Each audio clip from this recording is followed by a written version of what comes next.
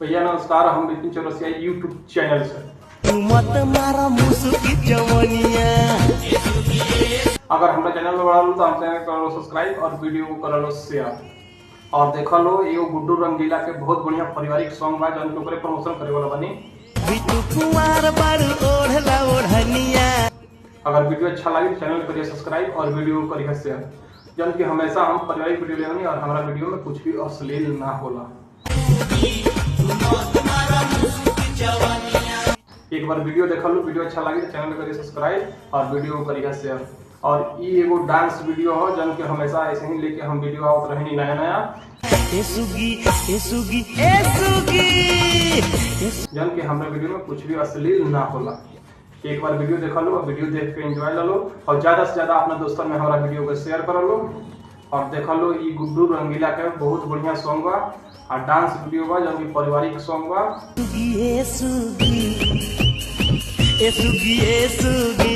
कहीं वजह से कर लो, कोई दिक्कत नहीं है और देखा लो डांस वीडियो।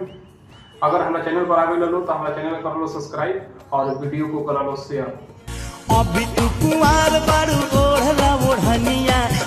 और इंस्टाग्राम आईडी पर आई बढ़ा लो तो फॉलो कर लो, फेसबुक पर बढ़ा लो तो फॉलो कर लो और ज्यादा से ज्यादा अपना दोस्तों में हमारा वीडियो को शेयर कर लो।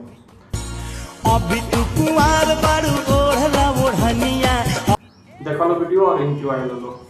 और ये गाना गुड्डू रंगीला के हो जौन की पारिवारिक सॉन्ग बा, वीडियो देखा लो एंजॉय लो।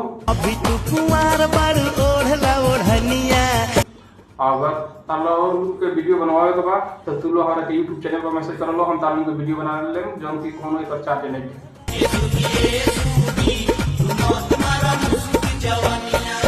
हमेशा पारिवारिक वीडियो ले आनी जौन के हमारे वीडियो में कुछ भी अश्लील ना होला। देखा लो वीडियो और एंजॉय लो। जब तक खातिर नमस्कार, फिर मिले अगला वीडियो में नए वीडियो के साथ। नमस्कार भैया नमस्कार, हम बिपिन चौरसिया यूट्यूब चैनल से। अगर हमारे चैनल में बड़ा लो तो हम चैनल कर लो सब्सक्राइब और वीडियो को कर लो शेयर और देखा लो ये गुड्डू रंगीला के बहुत बढ़िया पारिवारिक सॉन्ग बा जौन के ऊपर प्रमोशन करे वाला बनी। अगर वीडियो अच्छा लगे तो चैनल करिए सब्सक्राइब और वीडियो को करिए शेयर जन की हमेशा हम पारिवारिक वीडियो लेनी और हमारा वीडियो में कुछ भी अश्लील ना होला। एक बार वीडियो देख लो, वीडियो अच्छा लगे तो चैनल करिए सब्सक्राइब और वीडियो को करिए शेयर।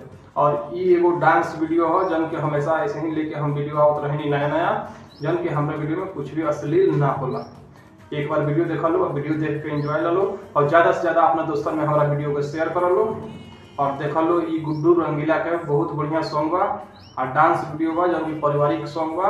कहीं भी वजह से कर लो, कोई दिक्कत नहीं है और देखा लो डांस वीडियो। अगर हमारे चैनल पर आगे लो तो हमारे चैनल कर लो सब्सक्राइब और वीडियो को कर लो शेयर। और इंस्टाग्राम आईडी पर आई बढ़ा लो तो फॉलो कर लो, फेसबुक पर बढ़ा लो तो फॉलो कर लो और ज्यादा से ज्यादा अपना दोस्तों में हमारा वीडियो को शेयर कर लो। देखा लो वीडियो और एंजॉय लो। और ये गाना गुड्डू रंगीला के हो जौन की पारिवारिक सॉन्ग बा, वीडियो देखा लो एंजॉय लो। अगर तालो के वीडियो बनवावे के बा तो तू लो हमारे यूट्यूब चैनल पर मैसेज कर लो, हम तालो के वीडियो बना ले जौन की कोनो एक चार्ज नहीं है। हमेशा पारिवारिक वीडियो ले आनी जौन के हमारे वीडियो में कुछ भी अश्लील ना होला।